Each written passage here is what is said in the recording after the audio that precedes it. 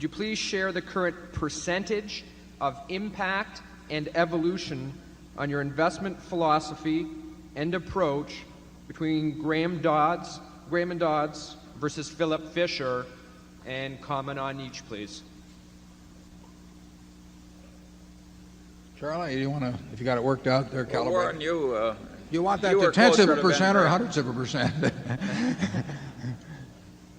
What? You were closer to Ben Graham. Yeah, well, Ben, things would have happened, good things would have happened with following either party irrespective of the other. Graham obviously had way more influence on me than Phil. Because I worked for Ben. I went to school under him. And his, what I call the three basic ideas that underlie successful investing, which is to look at stocks as businesses and to have the proper attitude toward the market and to operate with a margin of safety, they all come straight from Graham. I didn't think of any of those. And Phil Fisher opened my eyes more to the idea of trying to find the wonderful business. Charlie did more of that than Phil did, actually, so you'd have to put Charlie. But Phil was espousing that entirely, and I read his books in the late 50s or early 60s. So, you know, and Phil's still alive, as you know, and I owe Phil a lot, but it doesn't compare to what I owe Graham, and that in no way reflects poorly on Phil. Ben was one of a kind. Sean? Ben Graham was a truly formidable mind, and he also had a clarity in writing. And we've talked over and over again about the power of a few simple ideas thoroughly assimilated, and that happened with Graham's ideas, which came to me indirectly through Warren, but also some directly from Graham.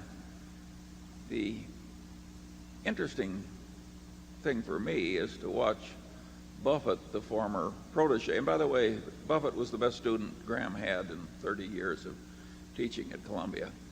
And but what happened, and since I knew both men, was that Buffett became way better than Graham.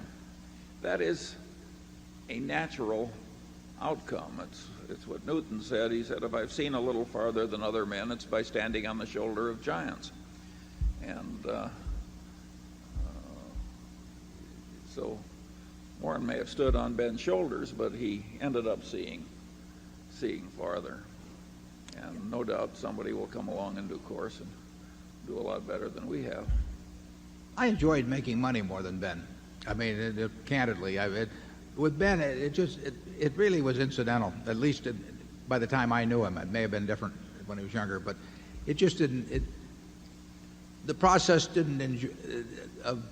The whole game did not interest him more than a dozen other things may have interested him. With me, I just find it interesting, and therefore, you know, I've spent a way higher percentage of my time thinking about investing and thinking about businesses. I probably thought way more about businesses than Ben ever did. He had other things that interested him. So I've pursued the game quite a bit differently than he did, and therefore measuring the record is really, the two records are not.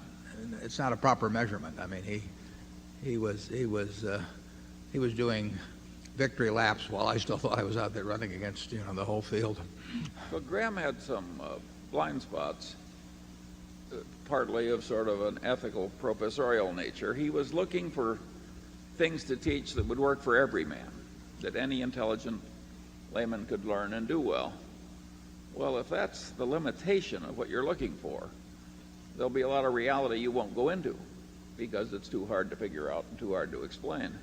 Buffett, if there was money in it, had no such restriction. Yeah, Ben sort of thought it was cheating if we went out and talked to the management, because he just felt that the person who read his book, living in Pocatello, Idaho, could not go out and meet the management. So he didn't And we didn't do it. I mean, when I worked for Graham-Dodd, I don't think I ever visited a management in the 21 months I was there. But he wasn't sure whether it'd be useful anyway. But if it was be useful, that meant that his book was not all that was needed, that you had to add something to it. I found it fun to go out and talk about their businesses with people, or to check with competitors or suppliers or customers and all that. But Ben didn't think there was anything wrong with that. He just felt that if he had to do that, then his book was not the complete answer. And he didn't really want to do anything that the reader of his book couldn't do if he was on a desert island, basically with just one line to a broker. But if you stop to think about it, Graham was trying to play the game of Ken the donkey wearing very dark glasses, and Warren, of course, would use the biggest searchlight he could find. We still can't find any donkeys these days.